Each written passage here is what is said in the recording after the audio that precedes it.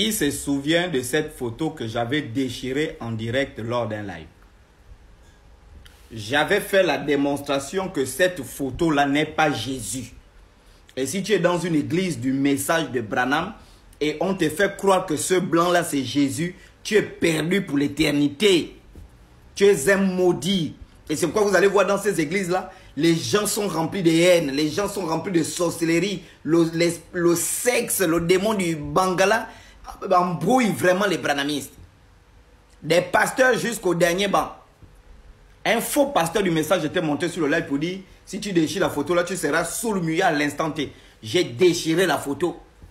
Le pasteur est descendu du live, il a fouillé. Sortez des églises, ces gens-là vous mentent. Si tu pries dans une église où il y a ce homme-là, tu es perdu à jamais. Et vous voyez, vous savez que ce n'est pas Jésus, mais vous êtes faux. Vous êtes maudits. Voici ce qu'un ganga a fait à une malade qui est allée le voir pour se faire soigner. Il m'a par la suite donné un bonbon mentholé au gem-gem avec du miel. Ensuite, il a fait le tour, il m'a dit de me mettre à genoux devant lui et de mettre les mains sous son pagne. Je n'ai pas d'abord compris car je pensais qu'il voulait que je me cramponne à lui. Puis il m'a fait comprendre que je devais attraper et sucer son pénis. Un ganga. C'est pas fini. J'étais toujours perturbé mais j'ai refusé. Il m'a persuadé et à contre-cœur, je l'ai fait. Puis il m'a amené dans un autre coin de la terrasse pour recommencer. Et il m'a tapé son pénis au front en parlant. Sa femme est partie. Avant tout ça, elle avait sommeil. Un ganga. Quelqu'un vient te voir parce qu'elle est désespérée. Sa vie est bloquée, elle n'avance pas. Elle a essayé les églises, tout ça. Ça ne marche pas. Elle vient voir un ganga qui est censé être un gardien de tradition. Tu donnes au pauvre enfant le bois sacré. Pendant qu'elle veut voyager, tu la soulèves. Donc elle est perturbée, elle ne sait plus où elle se tient. Tu dis, attrape mon bangala, suce. Et elle suce ton bangala. Après tu prends ton bangala, le gangala, demain je t'affiche, Mangong. Tu prends ton vieux bangala des traditionnalistes, tu frappes ça à l'enfant de Dieu à la tête. Hein? Ton vieux bangala des traditionnalistes là qui est déjà pourri avec le bois sacré. Tu frappes ça à l'enfant de Dieu à la tête. Après tu l'amènes, tu la baises à cheval. Demain nous avons direct, messieurs et dames. Demain c'est Youkoukou, demain. Mais vous, quand vous prenez mes vidéos pour faire des montages, pour que l'on puisse m'arrêter, mais essayez de faire ça bien. Hein? Surtout quand on se dit pasteur, homme de Dieu, serviteur de Jésus, tu fais des falsifications, des montages de vidéos pour nuire à un enfant du diable. Moi, je suis enfant du diable. Comment un enfant de Dieu va développer une haine au point de fabriquer des mensonges pour faire en sorte que l'enfant du diable soit arrêté? Soyons quand même sérieux. Cette semaine-là, au plus tard la semaine prochaine, je serai reçu ici au Gabon par les grandes autorités françaises. Ici au Gabon, je t'informe, toi Madungé Yannick, fils de pute, on a baisé ta mère à cheval pour te mettre au monde. Il faut savoir que je serai reçu cette semaine-là ou au plus tard la semaine prochaine par les hautes autorités françaises. Et donc vous pensez que les autorités françaises vont me recevoir et je vais venir insulter leur drapeau.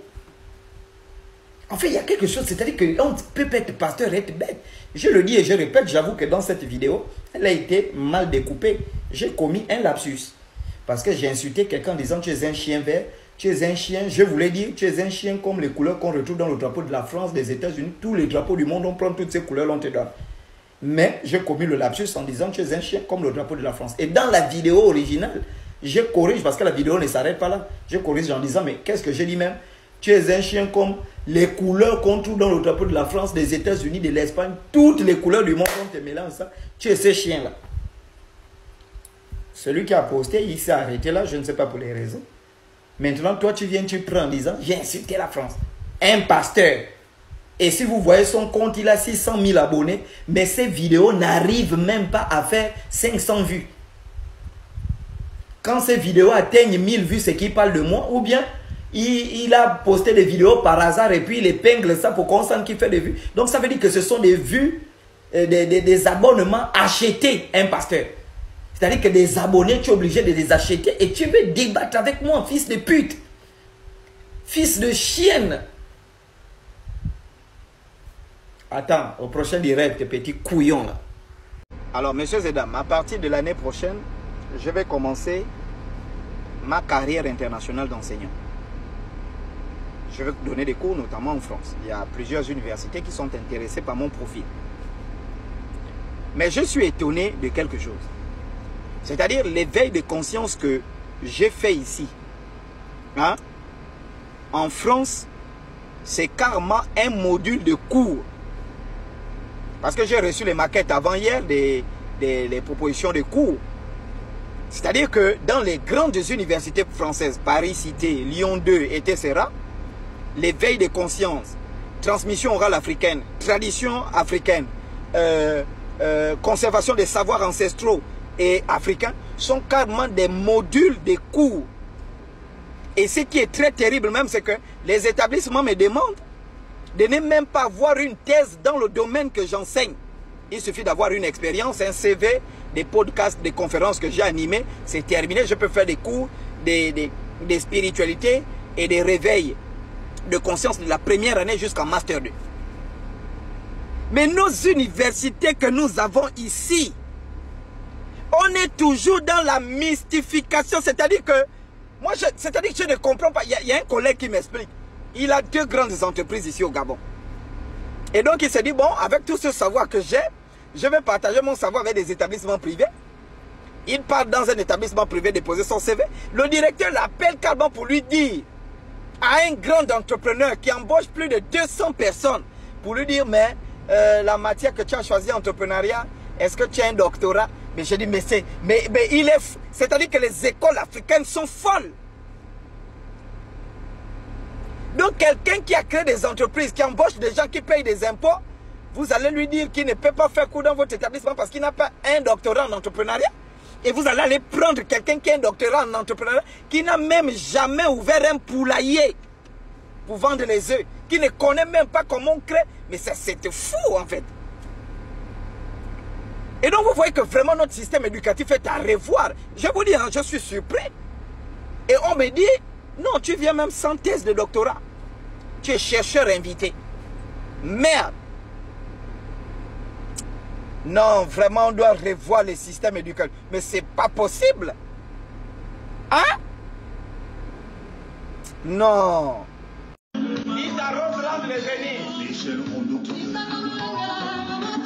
Il y a quand même des imbéciles qui m'ont écrit. Il y a toujours hein, les imbéciles.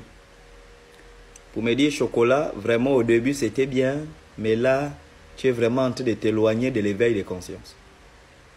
Et je pose la question à cette personne-là. Tu m'as déjà envoyé combien pour mettre le forfait pour organiser un live? 0 francs. Le jouet sexuel que j'ai acheté là, pour donner un enseignement sur le phénomène des jouets sexuels qui font rage dans les familles, les foyers. Parce que le jouet sexuel est en train de prendre le même tabou que l'inceste. L'inceste, c'est-à-dire que l'inceste fait rage dans les familles gabonaises et africaines. Les pères qui couchent avec leurs enfants, les oncles qui couchent avec leurs nièces, les grands frères qui couchent avec les petites sœurs, les grands-pères qui couchent avec les petites filles, les beaux-frères qui couchent avec les belles-sœurs. Tout le monde sait dans la famille qui fait ça. Mais personne n'ose parler. Parce que soit le coucheur, c'est lui qui prend soin de la famille, soit il occupe un poste d'influence, soit militaire, magistrat, juge, des choses comme ça. Et puis, tout le monde a peur de parler. Tout le monde sait que ce n'est pas bien, mais on fait semblant de ne pas savoir. Tout le monde sait aujourd'hui que les jouets sexuels sont en train de détruire des familles, des couples. Mais tout le monde fait semblant de ne pas savoir. Et quand moi j'achète ces jouets sexuels avec mon argent, c'est pour donner des enseignements. Et quand tu vérifies la personne qui vient te dire, au début c'est, oh, est-ce que c'est encore l'enseignement des ancêtres? Oui. Parce que la sexualité aujourd'hui ne doit plus être tabou. Vous devez parler de ce qui se fait dans la sexualité de ces jeunes-là. Les jeunes filles que vous voyez là, dans les universités, elles ont les sex toys. Une fille a au moins 4-5. Vos filles qui sont lesbiennes là, elles se couchent avec le jouet sexuel que j'ai là. C'est ce qu'elles attrapent, elles s'enfoncent entre elles. Vos femmes, on les baisse dans les bureaux. Les patrons de vos femmes les baissent dans les bureaux avec les jouets là. Donc aujourd'hui, vous devez prendre conscience de la montée de ce phénomène. Et quand j'achète ça, c'est pour donner un enseignement. C'est parce qu'elle est tellement coupée. J'allais vous donner cet enseignement avec la petite bordel chrétienne qu'on a baisé avec les sex toys. Donc, il faut faire attention, les gens qui viennent. Je ne sais même pas où ils ont eu le numéro. Déjà, j'ai changé tous les numéros, mais ce numéro, je le laisse pour quelques personnes vraiment qui écrivent, vraiment qui ont des vrais problèmes. Pas des couillons, tu vois, quelqu'un t'écrit, oh non, le live, ça que l'heure. Tu vérifies, il ne t'a jamais même envoyé 100 francs pour dire, prends le forfait là, tu as fait le live. Bande d'imbéciles.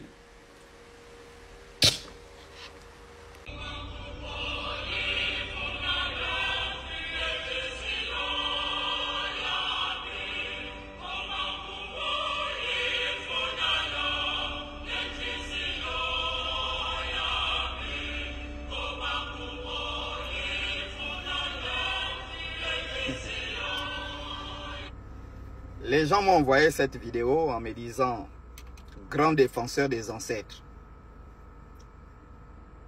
comment on peut avoir de tels comportements ?» Je le dis ici, ce prêtre-là, ce cardinal a raison de ne pas saluer le noir. Il salue les blancs, il a raison de ne pas saluer le noir. Pourquoi? C'est pour vous faire comprendre que la religion chrétienne appartient aux Européens. Et ça, vous devez comprendre ça une bonne fois pour toutes. Tant que vous n'avez pas compris ça, vous serez toujours choqués par de tels comportements. Et moi, je viens même appuyer ce cardinal-là. Je dis, monsieur le cardinal, chapeau. Tu es un champion. Fais comprendre à ces noirs-là qui ne sont pas à leur place. Si vous les avez acceptés là, c'est juste pour les manipuler, les péder, les envoyer, faire de vos clients ou encore vos travailleurs. Mais il y a des grades qui ne doivent pas atteindre parce que cette religion ne leur appartient pas. C'est une religion qui appartient aux Français, aux Polonais, aux Italiens, aux Anglais. Tout cela, ça n'appartient pas aux Chinois ni aux Noirs. Les Noirs doivent revenir à leur religion. Il y a un autre qui a voulu aller voir le pape pour rendre un dernier hommage. On a dit au type, non, non, non, c'est terminé. Et quand il tourne le dos, on reçoit les Blancs. Oui, chers Européens, bastonnez-moi ces Africains, tuez-les, violez-les, pédez-les dans votre religion catholique, dans vos religions protestantes. Faites de ce que vous voulez, parce que ces Noirs doivent prendre conscience qu'ils ne sont pas à leur place. L'Église catholique nous a longtemps menti que Jésus était mort sur la croix. Et que la croix qu'on retrouve à l'Église catholique, c'est la croix du Seigneur Jésus-Christ. Ça, c'est la croix que Bergoglio, là vraiment, son Bangala Bergoglio, il portait. Le pape. Regardez la croix là, ça ressemble à une croix de Kémite là. Hein? Une croix égyptienne des pharaons, cette croix-là. Donc ça veut dire que le pape prend la croix du Messie, prend, je ne sais pas, la croix où il y a le type là qui a été crucifié, là, le Robert Powell du film La Passion du Christ. Il donne ça à l'église et eux-mêmes ils gardent la vraie croix. Vraiment, je vous dis que c'est grave l'histoire là. Ça c'est grave. Cette histoire est grave. Tonton Chocolat, à quel niveau de Jesse Oyono?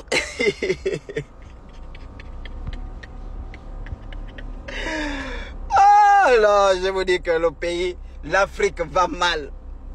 À quel niveau comment? Quand j'ai chanté, Jesse, est-ce que ça va? Jesse, est-ce que ça va? Est-ce que ça va, Jesse? Jesse, est-ce que ça va? Jesse, est-ce que ça va? Est-ce que ça va, Jesse? Jesse, est-ce que ça va? Jesse, est-ce que ça va? Est-ce que ça va, Jesse? Jesse, est-ce que ça va? Jesse, est-ce que ça va? Est-ce que ça va, Jesse? Jesse Oyono, vas-tu nous dire si tu vas bien? Quand j'ai frappé le son là, le pasteur à ma patte, et je ne sais pas si vous vous rendez compte du nombre de pasteurs qui sont venus en disant que Jésus les a envoyés pour me détruire, que j'ai chassé de la toile. J'ai l'onction de l'âge. Tous, je vais les écraser tous ici. Finalement, les excuses, c'était pour quelle heure? Bro, tu te débrouilles. Mais je vous dis que je suis déçu par ce type-là. Je suis déçu. Le gars parle de moi, coucou. Je suis à Paris, aux Champs-Élysées, avec les blanches qui me regardent passer par là. Je passe. Mais ça, c'est un bel homme, lui-là. Le gars parle de moi, coucou. Maintenant, je reviens au pays. Je réponds. Mais je n'ai même pas répondu. J'ai juste donné un ultimatum. À peine j'ai dit, tu as 24 heures pour venir t'excuser. En moins de 30 minutes, le gars est déjà sur la toile, alors je demande pardon. Mais il a même eu raison de venir s'excuser. Parce que j'ai une vidéo qu'il a faite là, sur le président. En fait, si je frappe cette vidéo dans un live, le lendemain, la DG l'arrête.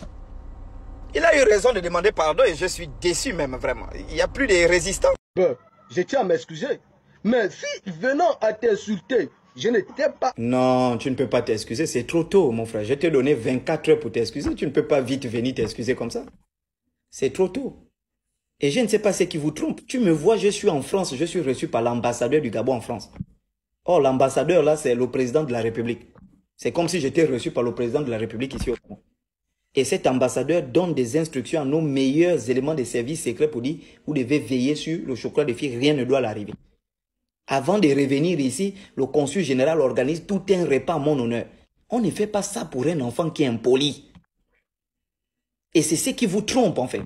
Vous ne distinguez pas le chocolat de fille qui est la mission ancestrale et M. Nzengi. M. Nzengi, il a enseigné l'entrepreneur, il est consultant dans les grandes entreprises. Si j'étais impoli, je n'allais pas atteindre ce niveau. Non, réfléchis encore, tu ne peux pas. C'est trop tôt pour t'excuser. Hein, mon frère? Tu vas subir, toi. Vous savez, quand j'étais à Paris, j'ai déjeuné dans un hôtel. Une grande sœur, je crois, Karel, hein, ou Karen, Nina Karel, qui nous avait invités. Le président de la Cour suprême de la Guinée équatoriale m'a appelé. Et c'était à travers une dame équato-guinéenne qui m'a vu, qui m'a dit non, il y a une grande personnalité qui vous suit, qui aimerait vous dire bonsoir. Il m'a appelé, on a parlé au téléphone, il m'a dit Chocolat, on aime ce que tu fais ici en Guinée équatoriale. Vraiment, les autorités te suivent, on apprécie le travail que tu fais. Quand je suis rentré, il y a une autre grande personnalité qui m'a appelé, qui m'a dit Chocolat, tu as atteint un niveau international. Ton combat est international, tu animes des conférences internationales. Au niveau du Gabon, ne permet plus que n'importe qui vienne te manquer de respect.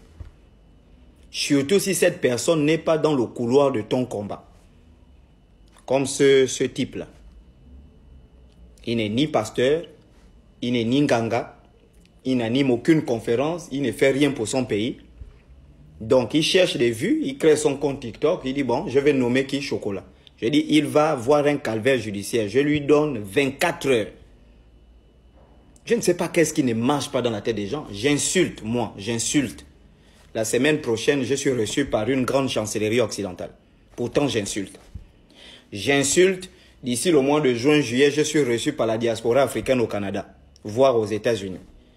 Pourtant, j'insulte. L'année prochaine, je vais certainement commencer à travailler en France. Et il y a une entreprise en mon nom qui est en train d'être créée en France. Pourtant, j'insulte. En fait, vous ne voyez pas que vous avez des problèmes dans vos têtes. C'est-à-dire que malgré que j'insulte, je ne fais qu'être élevé. Malgré que j'insulte, je ne fais qu'être béni. Et vous venez pour dire, oui, j'insulte. Mais quand j'insulte là, j'insulte mes abonnés. J'insulte les faux pasteurs en général.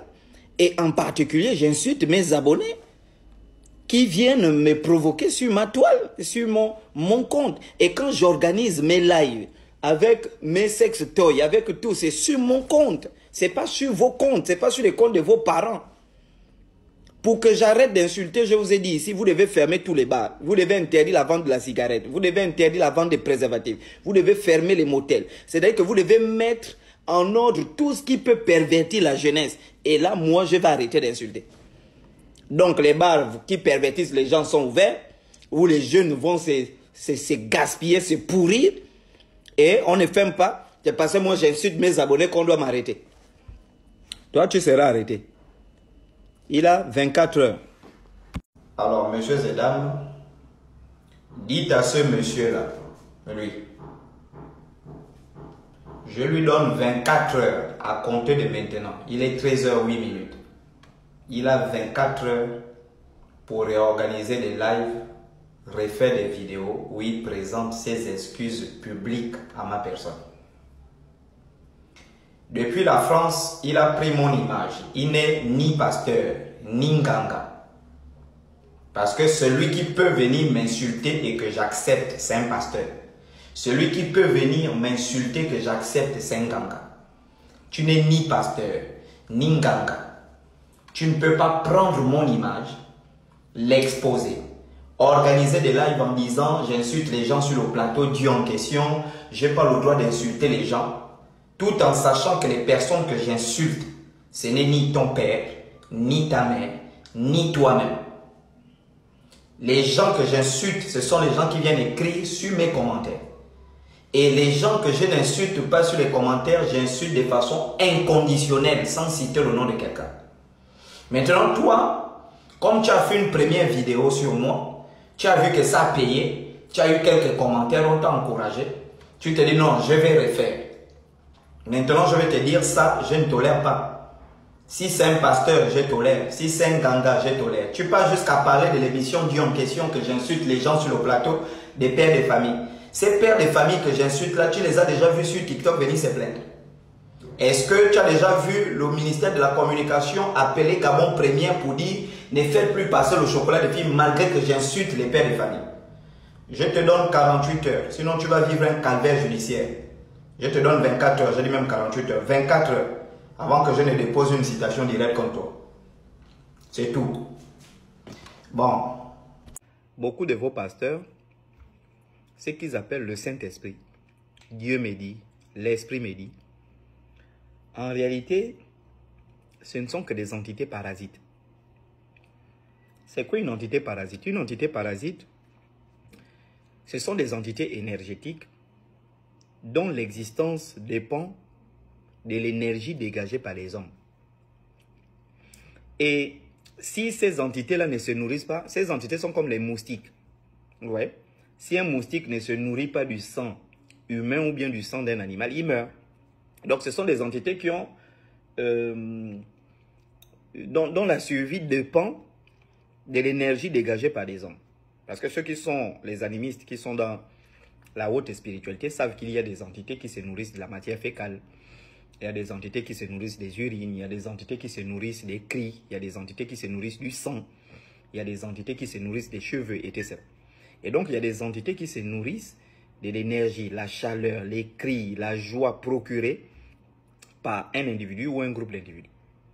Et beaucoup de vos pasteurs vont se faire initier à des rites qui leur permettent de rentrer en contact avec ces entités énergétiques, qu'on appelle des entités parasites.